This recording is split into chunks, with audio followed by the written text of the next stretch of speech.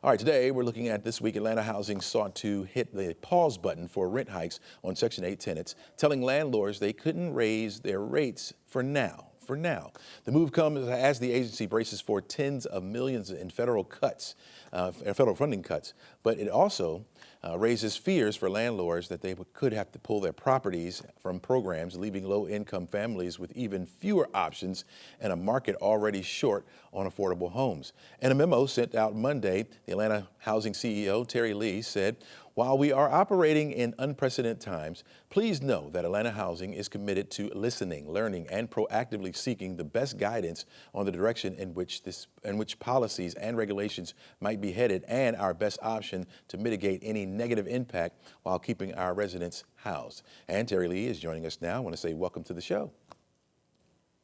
Thank you so much. It's good to see you, Chelsea. All right. Why did you feel that the freeze on increasing rent was necessary right now? I really appreciate, one, the opportunity to share with you this morning, but also to just reaffirm Atlanta Housing commitment to our residents and providing stable and safe, affordable housing solutions.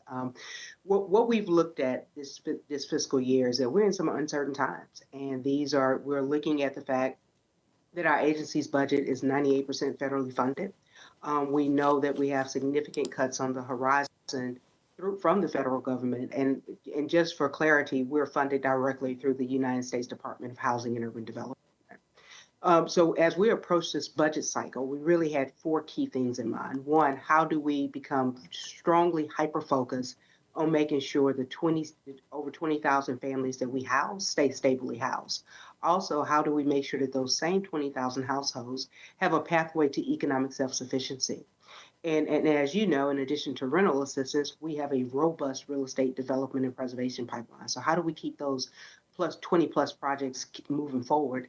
And then also, last but definitely not least, how do we have the right operational strength to make sure that we can carry out the mission of the organization? And that's looking at the capacity of our employees. And so as we approach this budget year, our budget was cut by 15%, which really amounted to about an $80 million cut. And so we looked at a variety of cost containment strategies to be able to make sure that we could, quite honestly, lift up those four parameters that I shared with you earlier. Yeah. In your memo, you said that federal funding is obviously uncertain, but how serious do you think, at least in your opinion, is the threat to Atlanta Housing? Yeah, I believe it's not just Atlanta Housing. I believe it's every public housing authority in Georgia, as well as every public housing authority across this country that relies on significant federal funding in order to address the housing affordability crisis we have in our city. What we have seen across the last several months are different numbers coming out of Washington, D.C. in regards to the funding levels for the United States Housing Department of Urban Development and its particular programs. The program that we're funded under would be through the Public and Indian Housing, and that's your Housing Choice Voucher program that focuses in on what was traditionally the Section 8 program, but also Section 9. And Section 9 is what we deem to be operating subsidy available for public housing authorities. Yeah. If landlords start leaving the program, how will you protect your tenants then? Yeah, so we're hoping that landlords do not leave the program. And so what you saw on Monday is that we expanded upon the rent freeze policy that was put forth, that we will not do automatic rent increases, but on a case-by-case basis. Landlords could work with our team members to review the financial operations of their program and determine the rent reasonableness of a rent increase. Again, our first priority is to keep our families stably housed. And when we talk about the number of families we serve, we also have to take into consideration that we partner with the private and nonprofit sector to incentivize affordable housing and to assist us in housing our residents. So it's never our intent to harm our residents or our housing providers. Yeah. How will you decide to lift the freeze? So I believe we stated in the memo that, we will continue to monitor this on a case-by-case basis, that we are in some uncertain, and perilous times. And so as we continue to understand, our federal climate and our funding climate, we will make adjustments accordingly.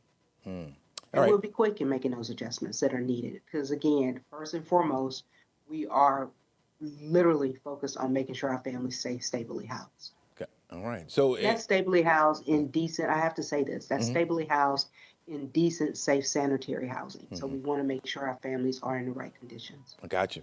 All right. So what's the next lever pulled for families and housing down the road here? You're just going to kind of wait it out, like you said? Yeah, we're continuing to monitor it on a daily basis. We are monitoring all activities locally across the state as well as nationally to make sure that we're staying on top of this ever-changing environment we're in, but also making sure that we provide the correct resources to our families. Okay. All right. Terri Lee, thanks so much for joining us. And of course, we want to invite you back as time goes on, as things begin to develop, and see how things are going and how the rest of us in the community can help you out as well.